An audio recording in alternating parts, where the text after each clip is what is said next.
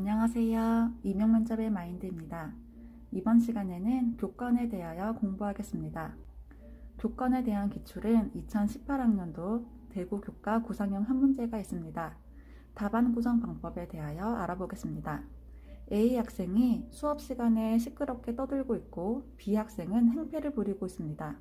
제시문과 관련하여 A 학생에 대한 지도 방안은 생활지도와 학습지도가 되겠네요. B 학생에 대한 지도 방안은 교권 침해와 연관시켜서 답안을 구성할 수 있습니다. 문제를 풀 때는 항상 제시문을 적용하면서 답을 말하는 것이 좋습니다. 그렇다면 A 학생의 문제점을 살펴볼게요. A 학생이 수업 시간에 시끄럽게 떠들고 있는 것은 다른 학생들의 학습권을 침해할 수 있는 문제점이 있습니다. 다음으로 A 학생 자신이 친구들 중 우상이라도 된 것 같다고 하는 것에서 친구들에 대한 배려와 존중의식이 부족한 것이 문제점이라고 할 수 있습니다. 이러한 문제점에 대하여 지도 방안의 답안을 구성해야 합니다. 그리고 B 학생은 행패를 부리고 있는데 교권 침해를 하고 있습니다. 이에 대해 교사가 어떻게 행동해야 하고 어떤 행동을 하면 안 될지에 대해서 이번 주제를 공부하고 나서 검토해 보시기 바랍니다. 마지막으로 A, B 학생과 같은 문제 행동을 예방하기 위한 심리적 지도 방안은 첫째, 개별 상담 및 원인 파악, 둘째, 화내지 않고 공감적 이해로 지도하기, 이렇게 활용하셔도 됩니다. 여러분, 답안은 열린 답안입니다. 하지만 이 열린 답안이 정답으로 인정받기 위해서는 제시문의 내용을 잘 적용할 수 있어야 합니다. 제시문에서 보여지는 문제점에 대한 해결 방안을 제시해 주어야 합니다. 이러한 문제점이 있으므로 나는 이렇게 해결하겠다라고 답변하시면 되겠습니다. 자, 이제 교권 주제를 본격적으로 공부하도록 하겠습니다. 먼저 교권의 정의를 살펴보면 교권이란 교사의 권리와 권위를 뜻합니다. 교사의 권리에는 학생의 학습권과 학부모의 자녀 교육권도 포함이 된다는 것을 꼭 명심하셨으면 좋겠습니다. 따라서 이러한 교사의 권리가 실현될 때야말로 교사의 권위 또한 향상될 수 있습니다. 그러면 교권 침해의 정의도 살펴보겠습니다. 교권 침해란 교육활동 침해 행위를 말하는 것으로서 이는 학교의 학생 또는 그 보호자 등이 교육활동 중인 교원에 대하여 폭행, 모욕 등 대통령령으로 정하는 교육활동을 침해하는 행위를 뜻합니다. 따라서 교권 침해를 예방한다는 것은 교육활동을 예방하는 것으로서 학생들의 교육권을 포함시키기 때문에 이는 결국 학생들을 위한 것임을 알 수 있겠죠. 교권과 교권 침해의 의미에 대해 잘 알고 있다면 문제에 대한 답을 할 때에도 학생들의 학습권을 위해 나는 이러한 노력을 하겠다. 이런 뉘앙스로 답변을 할 수 있을 것입니다. 다음으로 교권을 추락시키는 요인들을 보겠습니다. 교사 측면, 학생과 학부모 측면, 학교 측면, 사회적 측면, 교육적 측면으로 요인들을 구분할 수 있습니다. 측면으로 외워두시고 읽고 이해하시면 되겠습니다. 다음으로 교권 보호의 필요성과 중요성은 읽고 이해하시면 됩니다. 교권이 보호가 되어야 학생의 학습권, 학부모의 자녀 교육권이 실현 가능해집니다. 그렇기 때문에 교권 보호인 교원의 교육활동을 보호하는 것은 매우 중요하다고 할 수 있겠습니다.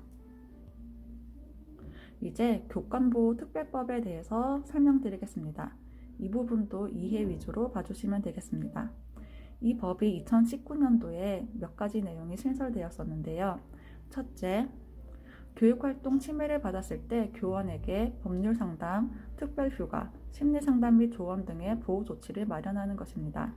둘째, 교육활동 침해 시 학생에 대하여 전학, 퇴학 등의 조치를 포함시키는 것입니다. 셋째, 교육활동 침해 시에 학생과 보호자는 특별교육 또는 심리치료에 참여해야 하는데요. 이러한 의무가 있는 보호자가 참여하지 아니한 경우에는 300만 원 이하의 과태료를 부과합니다. 이 내용들은 요즘 교육활동 침해가 너무나도 많아져서 피해를 입는 교원이 많고 다른 학생들의 학습권을 보호하기 위해 신설된 내용이라고 이해하시면 되겠습니다. 이제 중요한 교권 침해 시 대응 방법에 대해 보겠습니다. 사안 처리 체계도는 학생, 학부모, 관리자에 의한 침해로 나누어져 있고 피해 교원의 조치 방법이 나와 있어서 이해하시는 데 도움이 될 것 같습니다. 보고 이해해 주세요. 다음으로 침해 주체에 따른 대응 방법도 나와 있는데요. 학생에 의한 교육활동 침해 시에는 경미한 사안과 심각한 사안으로 구분해서 대응 방법이 나와 있습니다. 경미한 사안일 때는 사전에 정해진 교육적 조치를 실시하는 것으로 학교 내에서 교육 지도가 이루어집니다. 이는 선도위원회를 통해서 교육적 조치를 실시할 수 있습니다. 아까 봤던 2018년도 대구교과 구상형 문제가 여기에 속합니다. 아까 문제를 보면서 B 학생이 행패를 부리고 있는 것이 교권 침해 행위이고 이는 다른 학생들의 학습권에도 침해하는 행위임을 이해하셔야 합니다. 그래야만이 다른 학생들의 학습권을 보호하기 위한 교육활동 보호 방안을 답안으로 구성하실 수 있습니다. 교권에 대한 직접적인 문제는 출제되지 않을 수 있습니다. 그러므로 문제의 제시문을 보고 수업 중 발생하는 많은 문제들이 교육활동 침해로 이어질 수 있음을 이해하는 것이 중요합니다. 그리고 아직까지 면접 문제로 심각한 사안에 대한 문제는 출제되지 않았는데요. 이 부분은 참고사항으로 보시면 되겠습니다. 상처받은 교원을 위한 조치이기 때문에 보고 이해하시면 됩니다.